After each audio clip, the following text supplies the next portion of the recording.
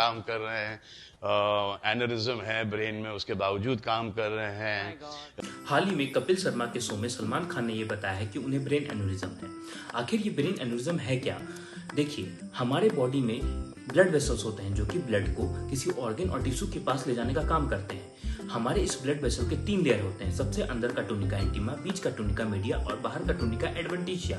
अगर इस लेयर में कहीं भी डैमेज या फिर कहीं भी वीकनेस हो जाए तो उस ब्लड वेसल्स में जिस एरिया में डैमेज और वीकनेस है उस एरिया में बलून जैसा शेप देखने को मिलता है। यही आउट पॉचिंग को हम लोग एन्यूरिज्म कहते हैं। यही अगर ब्रेन में हो जाए तो इसे हम बोलते हैं ब्रेन एन्यूरिज्म। ब्रेन एन्यूरिज्म 2 से 5% पॉपुलेशन में देखने को मिलता है। ज्यादातर ये एसिम्प्टोमेटिक होता है, लेकिन अगर ब्रेन एन्यूरिज्म का साइज बड़ा है तो ये ब्रेन के टिश्यू को प्रेस करता है, जिसकी वजह से हमें कुछ सिम्टम्स देखने को मिलते हैं, जैसे कि nausea, vomiting, seizure, headache etcetera. साथ ही साथ अगर ये एन्यूरिज्म रप्चर हो जाए तो इसे बोलते हैं सब एरेक्नोइड हेमरेज, और जो कि काफी फेटल होता है। अब इस एन्यूरिज्म के रप्चर में कुछ फैक्टर मदद करते हैं, जैसे कि एन्यूरिज्म का साइज हो गया, एन्यूरिज्म का लोकेशन हो गया और एन्यूरिज्म का रेट ऑफ ग्रोथ हो गया। साथ ही साथ एन्यूरिज्म के रप्चर में और एन्यूरिज्म के फॉर्मेशन में कुछ और भी फैक्टर होते हैं, जैसे कि हो गया स्मोकिंग, अल्कोहल और हाइपरटेंशन और फैमिली हिस्ट्री।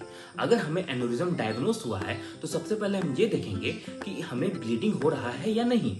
अगर ब्लीडिंग हो रहा है तो हम उसे इमरजेंसी सर्जरी के अंदर ले जाएंगे। अगर ब्लीडिंग नहीं हो रहा है तो हम सिंपली उसे ऑब्जर्व करेंगे। हम लोग 6 से 12 महीने के अंतराल में इमेजिंग करेंगे और उस एन्यूरिज्म को सिंपली हम लोग ऑब्जर्व करेंगे, और हमें ऐसा लगेगा कि एन्यूरिज्म आगे जाकर के रप्चर होने वाला है तो हम उसमें 2 तरीके की सर्जरी कर सकते हैं। सबसे पहला हम लोग ओपन सर्जरी करते हैं, जिसको हम लोग क्लिपिंग बोलते हैं, जिसमें हम लोग स्कल को खोलते हैं और जहाँ पे एन्यूरिज्म है वहाँ पे एन्यूरिज्म के बेस में जाकर के या फिर एन्यूरिज्म के नेक में जाकर के क्लिपिंग कर देते हैं, जिससे कि एन्यूरिज्म का ब्लड सप्लाई 0 हो जाता है या ब्लॉक हो जाता है, जिससे एन्यूरिज्म का रप्चर होने का चांस खत्म हो जाता है। और दूसरा सर्जरी है एन्यूरिज्म जिसको हम लोग बोलते हैं एंडोवास्कुलर सर्जरी, जिसमें हम लोग कॉइलिंग करते हैं।